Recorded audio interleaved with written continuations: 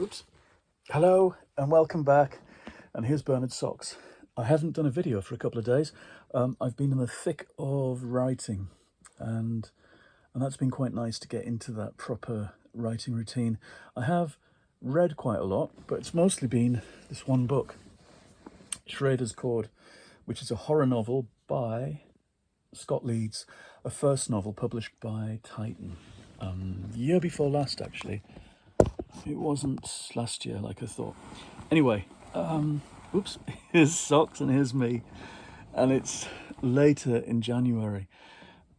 almost towards the end. 10 days short of the end.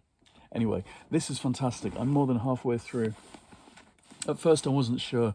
It seemed to take a few chapters to settle into whose story this really was. And then it did, suddenly it clicked. It's about haunted records and the owner of a record shop in Seattle who has been dabbling in the dark arts and finding these 4 records that should never be played at the same time, or they'll open up a gateway into the land of the dead. So really it's a kind of M.R. James story. It's Whistle and I'll Come to You, because if you do this, you'll be haunted by spectres who'll try and kill you or drag you off to hell. Just like in those M.R. James stories. It's mostly like Stephen King, though, and even down to the way that paragraphs are indented, going from the thick of somebody's thoughts into something else, into these kind of weird fantasies. It moves very like Stephen King's work and is clearly indebted to him. Where it kind of comes to life is in the characterization of our heroes. Charlie, who's the son of the record shop owner, who is a kind of record company executive in New York, who comes back to Seattle to spend time with his sisters following his father's death, and the employees of the record shop.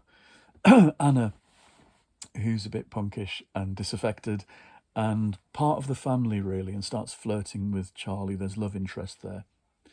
And they foolishly do this thing where they play the 4 spooky records together. And of course, all hell breaks loose, of course, as you expect it to. Somebody somewhere said it was a cross between The Evil Dead and High Fidelity, which is one of those kind of easy equations that people do for books. But it's pretty good, really. You can see those kinds of Walking Dead people, these zombies in the place, and it is a kind of a zombie story in some way. But you kind of believe it as well. The racing around they do, trying to save each other from terrible fates. And his prose goes along at a lovely lick. Unlike Stephen King, actually.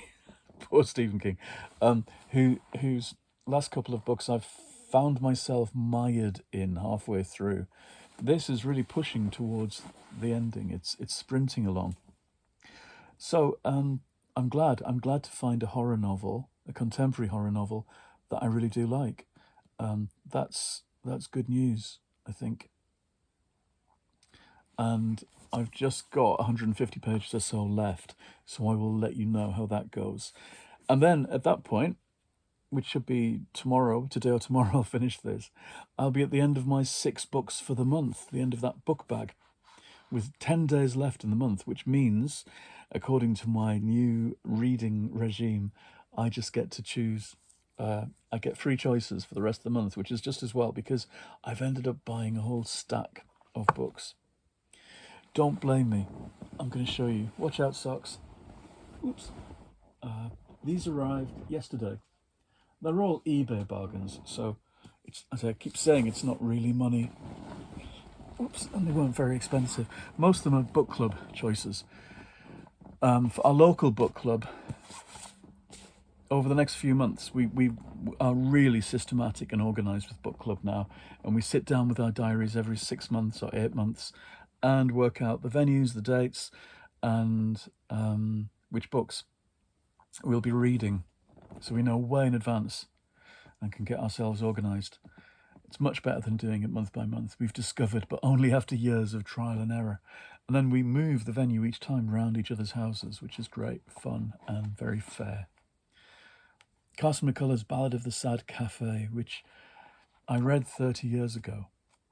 I remember the movie as well, with Vanessa Redgrave looking exactly like David Bowie in 1983. It's a story of a... isn't there some kind of vengeful fist-fighting dwarf in a bar in the Deep South? Did I dream that? There's also some short stories, because the Ballad of the Sad Cafe is a very, very short book. Less than 80 pages in this edition. I remember the stories that come with it, though. I read them in something else.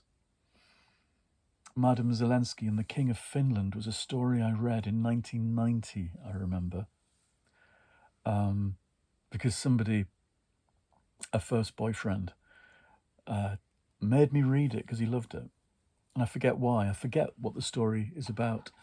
But that'll be interesting to go back to it after so long. And then we have thrillers. We have altogether about 3 murdery thrillers in book club coming up. Everybody likes that genre, though. This is The Lies You Told by Harriet Tice. I managed to get all these in hardbacks for very little, because they're mass market editions that are soon in paperback. Nobody kind of wants the hardbacks, except I do. Can you tell the truth from the lies? Sadie loves her daughter and will do anything to keep her safe. She can't tell her why they had to leave home so quickly, or why Robin's father won't be coming with them to London. She can't tell her why she hates being back in a dead mother's house with its ivy-covered walls and its poisonous memories, and she can't tell her the truth about the school Robin's set to start at, a school that doesn't welcome newcomers. Sadie just wants to get their lives back on track. But even lies with the best intentions can have deadly consequences. It's one of these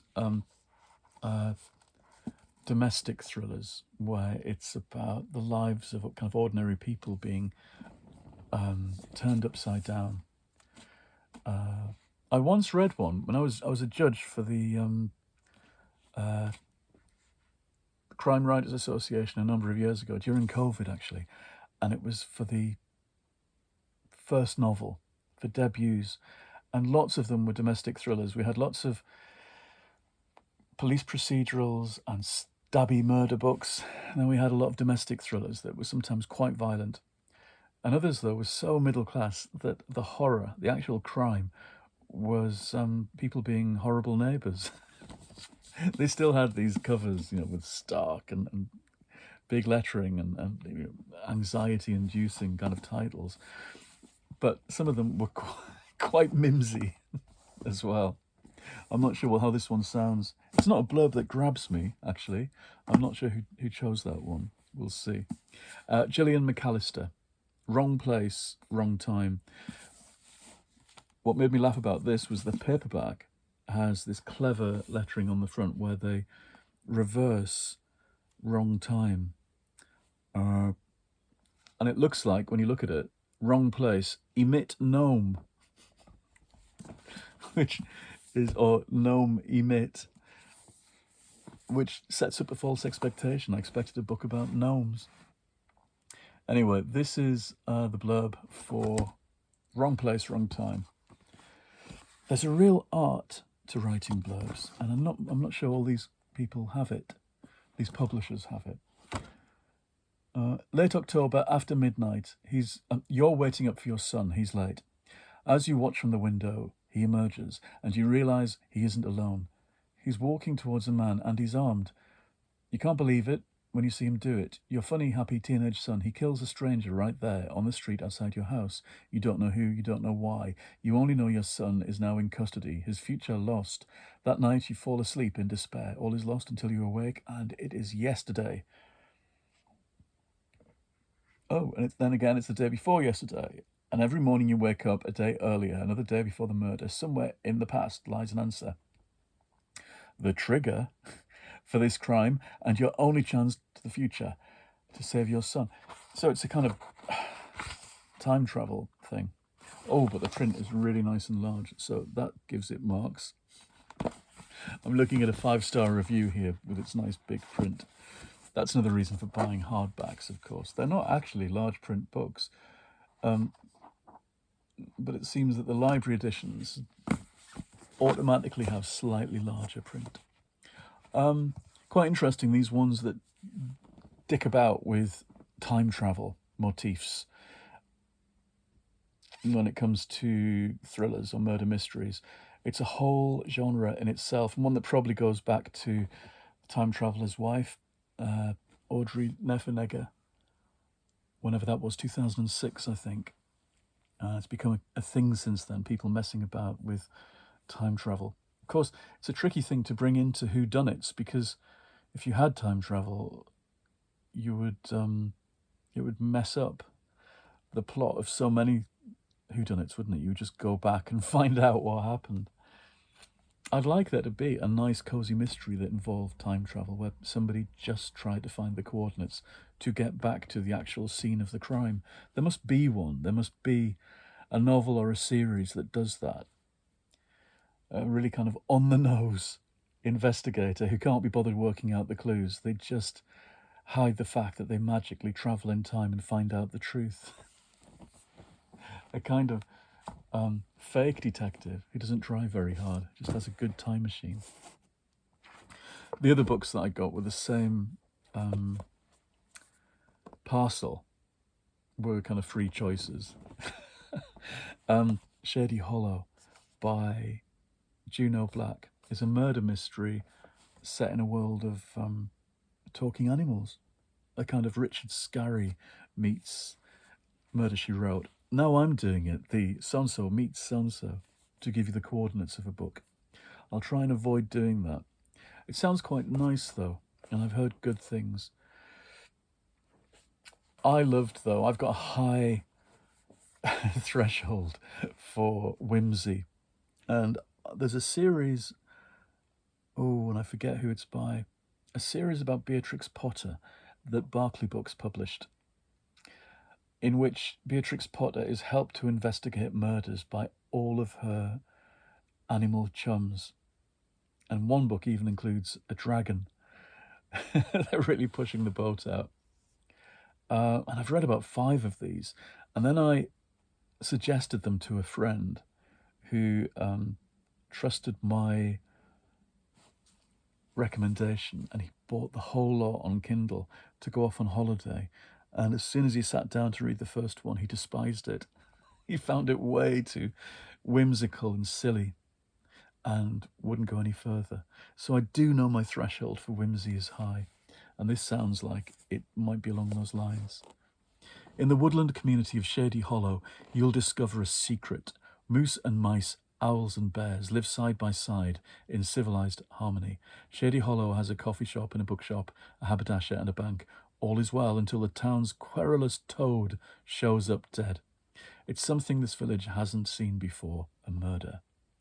Vera Vixen is new in town. She has a nose for news and catches the scent of a story, one that leads her to dark places. As she stirs up the still waters, the fox exposes more than one mystery. And the folks in Shady Hollow learn that some of their neighbours are lying, while others are downright dangerous. It will take all of Vera's cunning and quickness to come out alive. So I think that's quite a good blurb, because it's telling the story, it's telling a story, and it's not afraid to go slightly cheesy in order to do that, to be the kind of hectoring tone of somebody advertising a film in the old days, an old kind of melodrama. I think the ones that try to be a bit too clever, like those thrillers I read out, where it puts you in the mind of the character, and you are this, and this is happening to you, and to be suggestive in that way is less successful. I like things that just tell you what the world is going to be like, what the parameters of this world are, what's the flavour of the book. I think, anyway. I didn't read out the one for Carson McCullers. It's a Penguin classic, and usually they just give you quotes and things.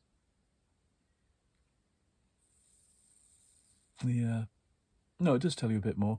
A little strutting hunchback who turns the store into a cafe, and how her rejected husband, Marvin Macy, the meanest man in town, came back and stole the hunchback's heart, and of the gargantuan fight that followed. Now that sounds quite good, actually. I don't mind that one. And then I got this, foolishly perhaps.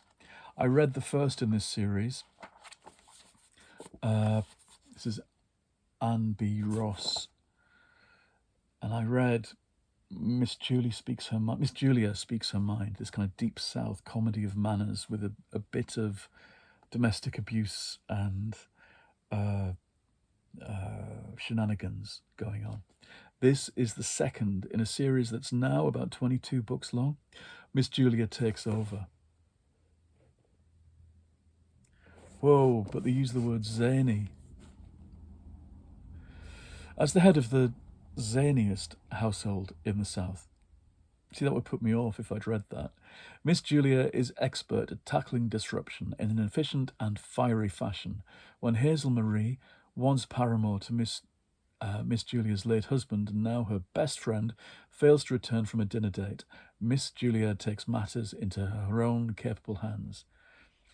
And there's private detectives and car chases, and it's hair-raising. So they're kind of screwball comedies, really. And I did enjoy the first one. I just happened to look to see if there were cheap copies of the next one. So that will wait for me a long time, I think, before I get back to that. But still, it's nice to have the next in the series waiting for you in the multiple series that you get involved with. Okay, I'm going to stop. How are you doing, Socky? Have you got anything to say? Nope, the cat's not got anything to say about these books. Cats like murder mysteries, don't they, Socks? But Socks hasn't shown any signs of wanting to solve mysteries, unlike in some of the book series we know. Although Jeremy did send me pictures of two cats eating a bird they'd caught in our garden when Socks wasn't there. And Socks was horrified. I was pretty horrified as well to be sent these pictures of this carnage in the back garden. Okay, I shall go. Let me know below what you're up to and what you're reading. And I'm sorry for the slight gap between episodes. It's probably not that much of a gap. It's probably normal to do these every few days rather than almost every day like I've been doing for the past year. Okay, goodbye. I will see you again soon in the next episode.